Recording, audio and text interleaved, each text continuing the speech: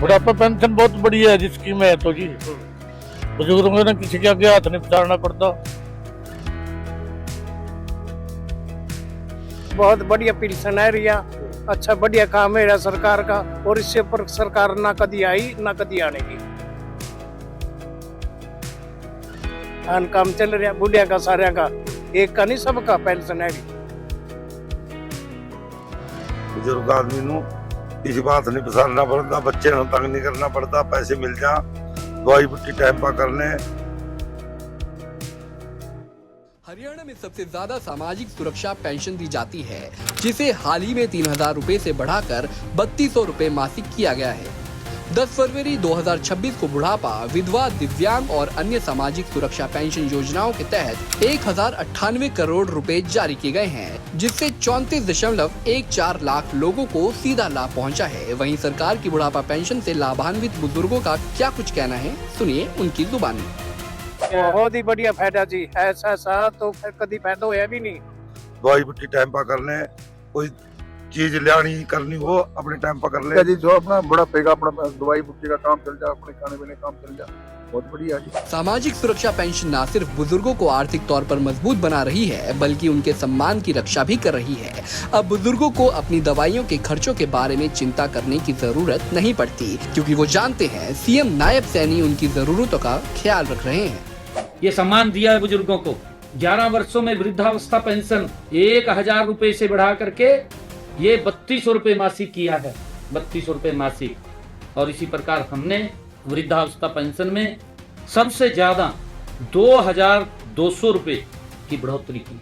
सशक्त हरियाणा, मजबूत हरियाणा। मुख्यमंत्री नायब सैनी के कुशल नेतृत्व में हरियाणा में बच्चे हो या महिलाएं, युवा हो या बुजुर्ग, सबकी प्रगति और मजबूती के लिए योजनाएं बनाई गई हैं। युवाओं के बारे में देश के यशस्वी प्रधानमंत्री आदरणीय नरेंद्र मोदी जी ने कहा है, उन्होंने कहा है कि अगर देश को आत्मनिर्भर और विकसित बनाना है तो उसकी सबसे बड़ी ताकत उसकी युवा शक्ति को सक्षम बनाना है, वो प्रधानमंत्री जी ने कहा है।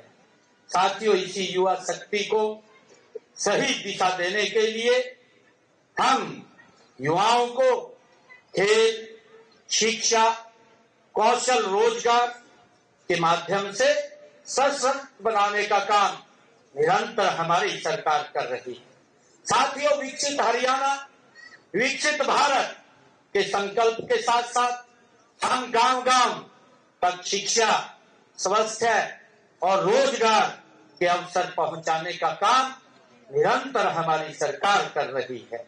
साथियों, हमारी सरकार का तीसरा कार्यकाल है। मुझे खुशी है कि पिछले 2 कार्यकालों हमने पूरा प्रयास किया है कि युवाओं की प्रतिभा का सम्मान हो। साथियों, हमने युवाओं की नीति पर गति से काम किया है। मुझे खुशी है कि हमने बीते 1 साल में, जो ये 1 साल गया है, इस बीते 1 साल में हरियाणा प्रदेश के अंदर 34,000 युवाओं को बिना पर्ची, बिना खर्ची के रोजगार देने का काम हमने किया है। साथियों, अगर मैं पिछले 11 वर्ष की बात करूं तो पिछले 11 वर्षों में हमने हरियाणा प्रदेश में बिना पर्ची, बिना खर्ची के लगभग 2 लाख युवाओं को हरियाणा सरकार में रोजगार देने का काम ये हमारी सरकार ने किया है। युवाओं का स्वाभिमान बढ़ाने का काम ये हमारी सरकार ने किया है। साथियों, पारदर्शिता हमारी सरकार की कार्यप्रणाली का ये आधार है और सीटी का सफलतापूर्वक आयोजन आप सब देखते हैं कि पहली बार हरियाणा प्रदेश के अंदर जो सीटी का पेपर देने के लिए हमारा युवा गया, किसी को कोई दिक्कत नहीं आई। हमारी सरकार ने ऐसे उच्च प्रबंध किए कि बच्चे को घर से, गांव से लेकर के उसके सेंटर तक और सेंटर से लेकर के उसके गांव तक पहुंचाने की व्यवस्था ये हमारी सरकार ने की, जिसमें हरियाणा प्रदेश के लगभग 13 लाख युवाओं ने अपनी प्रतिभा का प्रदर्शन किया और आज इसे सुखद परिणाम आज सबके सामने है। साथियों, हमने केवल सरकारी नौकरियों तक ही सीमित नहीं रखा है, बल्कि हरियाणा कौशल रोजगार निगम के माध्यम से काम कर रहे अपने युवाओं को की चिंता भी की है। साथियों, हमने कानून बना करके उनके भविष्य को सुरक्षित करने का काम हमारी सरकार ने किया है। साथियों, मुझे पीड़ा होती है कि जब हमारा युवा विदेश जाने के नाम पर डंकी रूट जैसे खतरों में अपनी जान तो डालता है, परंतु अपने परिवार के लोगों को भी जोखिम में डालने का काम करता है।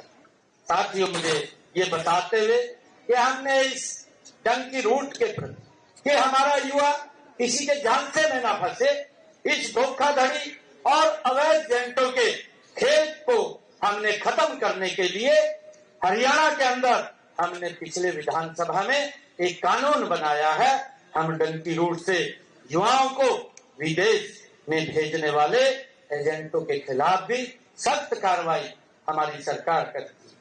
साथियों, हमने युवाओं को बाहर भेजने के लिए विदेश सहयोग विभाग वो भी बनाने का काम किया है।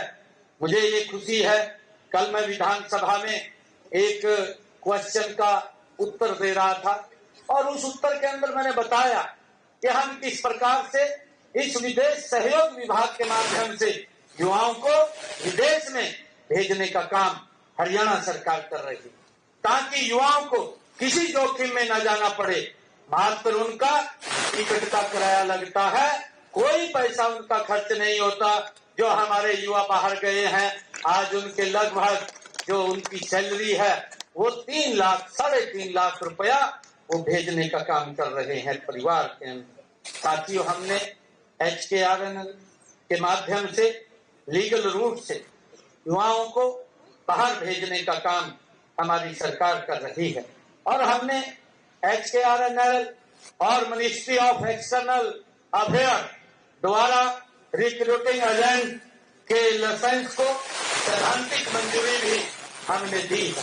हमने कहा है कि जो एजेंट है वो लाइसेंस ले करके जिस भी युवा को वो बाहर भेजना चाहता है, हरियाणा सरकार को इसकी जानकारी होनी चाहिए कि इस एजेंट ने कितने बच्चों को कहाँ भेजा है, किस स्थान पर भेजा है, वो सारी जानकारी हमें हो, ताकि अगर कोई दिक्कत कोई परेशानी आती है हम क्या सहयोग यहाँ से कर सकते हैं। जब हमें जानकारी होगी तो हम उसको सहयोग करने के लिए तैयार हैं। साथियों, अभी पिछले दिन आप सबने देखा रूस और यूक्रेन की आपस में युद्ध शुरू हुआ। हमारे लगभग 23,000 बच्चे वहां पर डिग्री के लिए गए हुए थे।